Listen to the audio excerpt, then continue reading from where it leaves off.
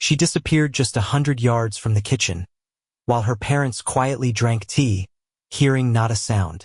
The silence of the Whitmore farm was usually a comfort, a heavy, velvet blanket that settled over the Pennsylvania hills once the machinery stopped humming. But tonight, that silence was a deception. Inside the farmhouse, the air smelled of roasted beef and rosemary, the remnants of a Tuesday dinner that felt exactly like 1,000 Tuesdays before it.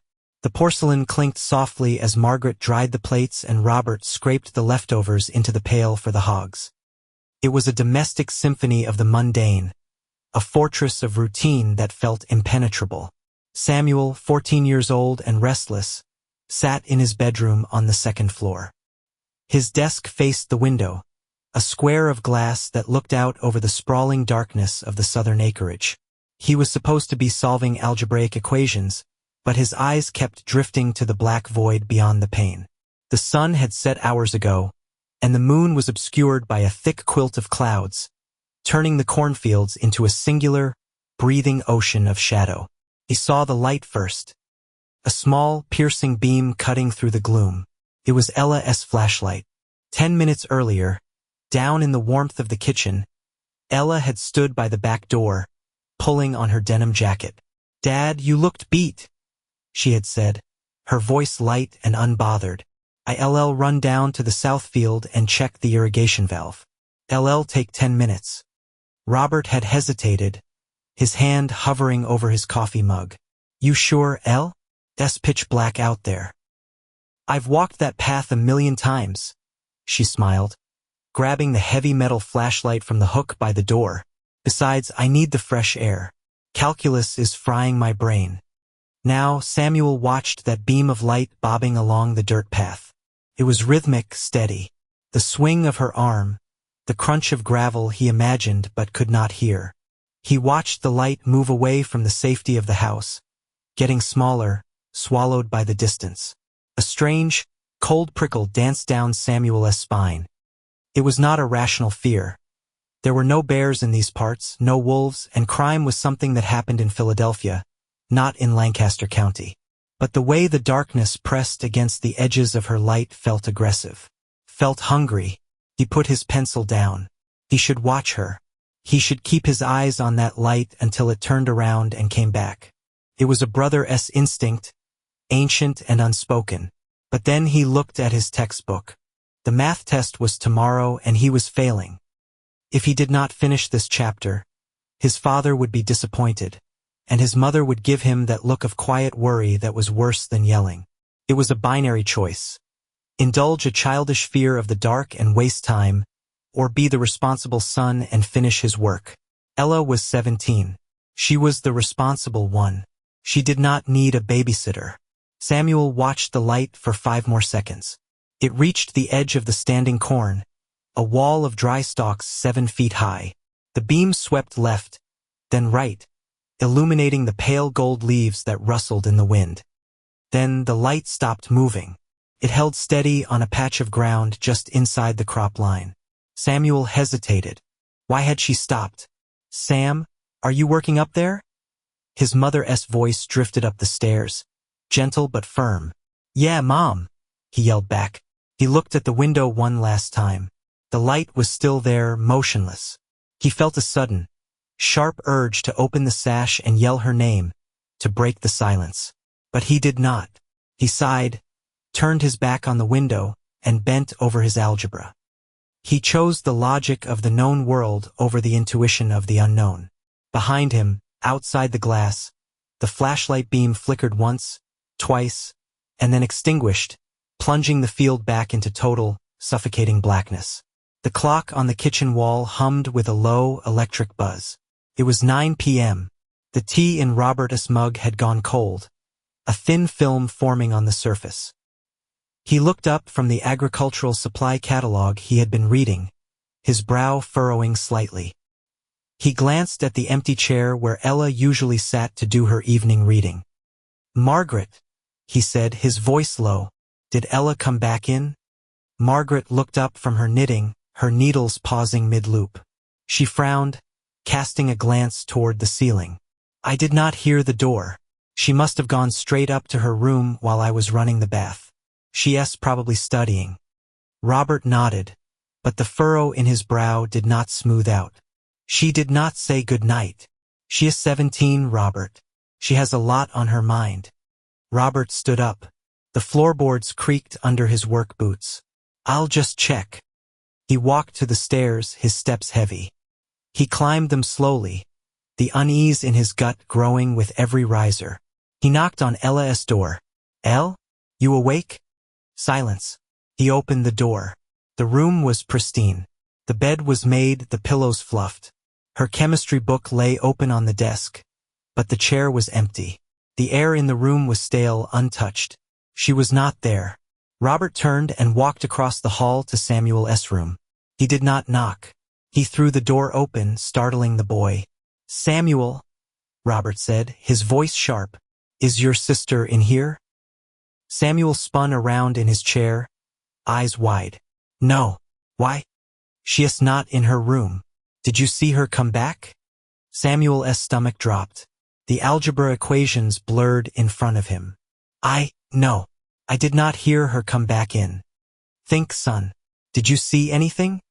I saw her flashlight, Samuel stammered, the memory of the light flickering out suddenly rushing back to him with the force of a blow. About an hour ago? Maybe more? She was walking to the south field. I saw the light stop near the edge of the corn. And then I went back to my homework. Robert's face went pale.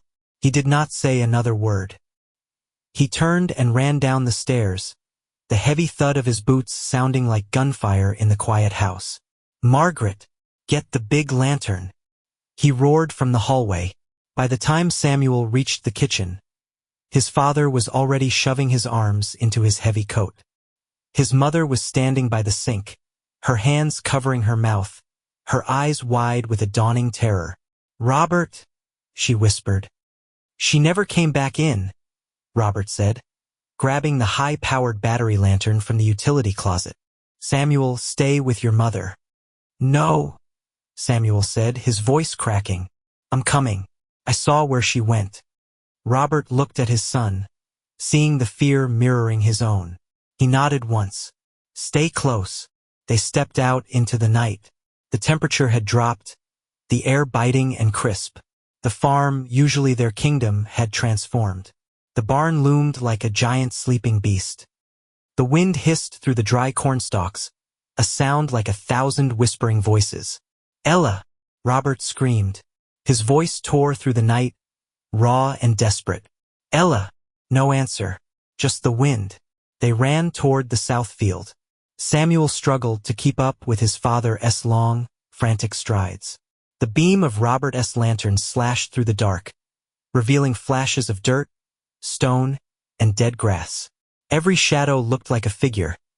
Every rustle sounded like a footstep. They reached the edge of the cornfield.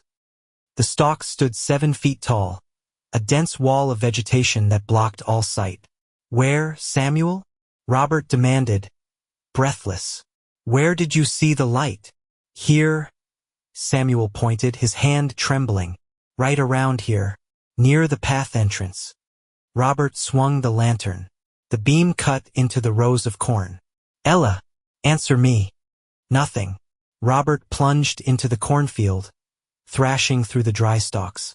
Samuel followed, the sharp leaves slicing at his face and hands. It was a labyrinth. The rows seemed to shift and close behind them. They reached the irrigation valve. Robert shone the light on it. The wheel was turned tight. The valve was closed. She was here, Robert whispered, the steam from his breath swirling in the light.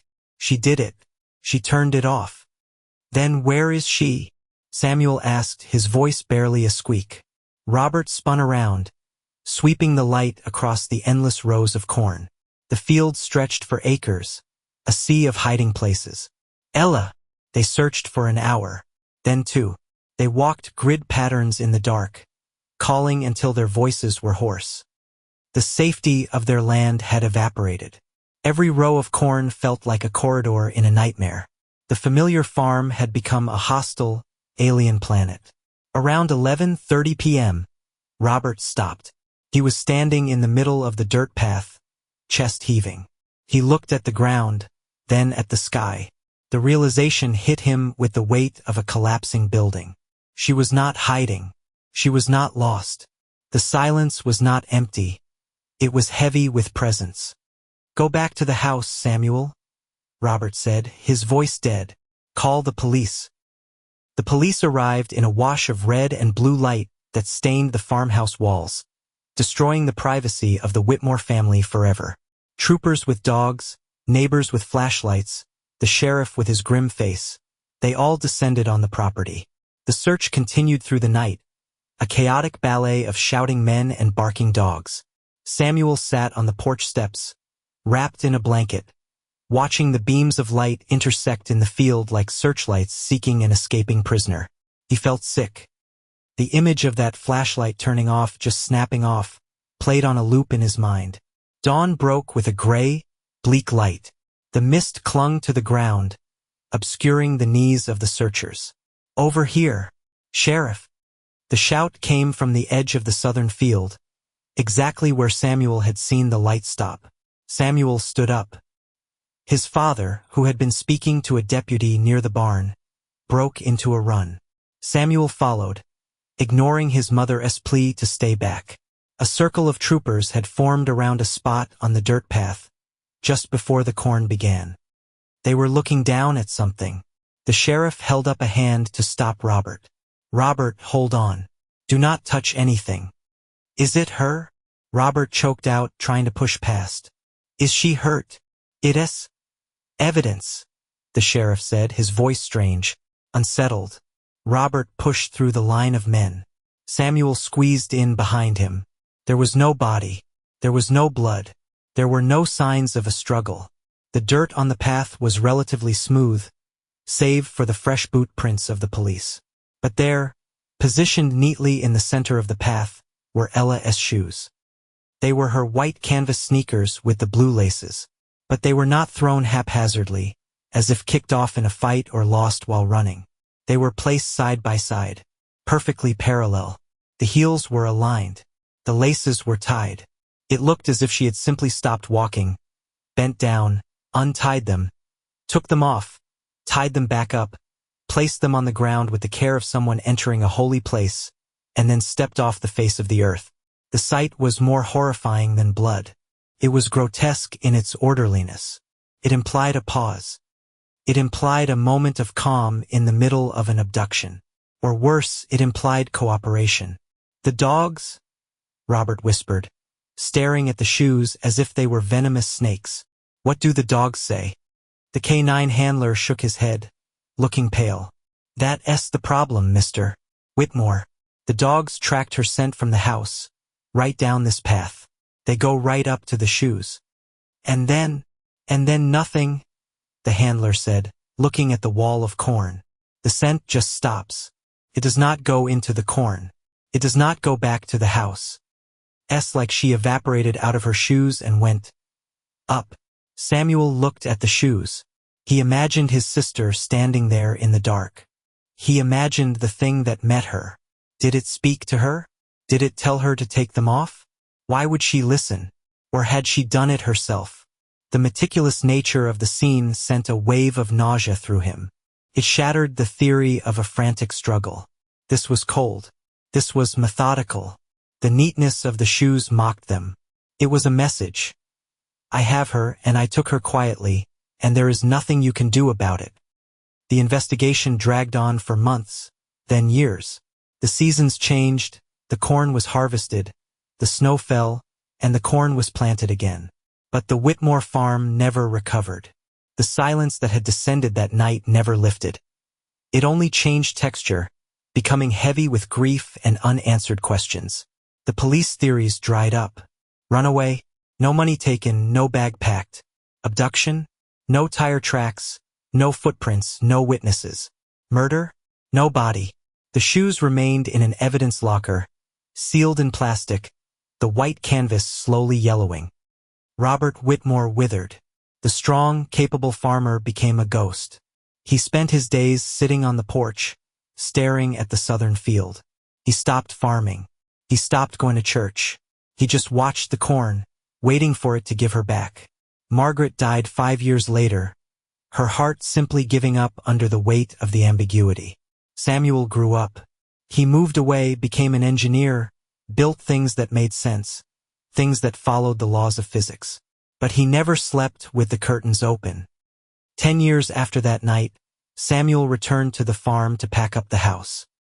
His father had finally passed away, sitting in that same porch chair, his eyes open, fixed on the field. Samuel stood in the kitchen. It smelled of dust and stale air, not pot roast. He walked out to the back porch. The sun was setting, casting long, distorted shadows across the overgrown yard. The new owners were coming next week to bulldoze the farmhouse. He walked down the path. His heart hammered against his ribs, a rhythm he had not felt so strongly since he was 14. He walked to the edge of the southern field. The corn was gone, replaced by wild grass and weeds, but the geography of the trauma was burned into his mind. He stood exactly where the shoes had been found. He looked at the ground.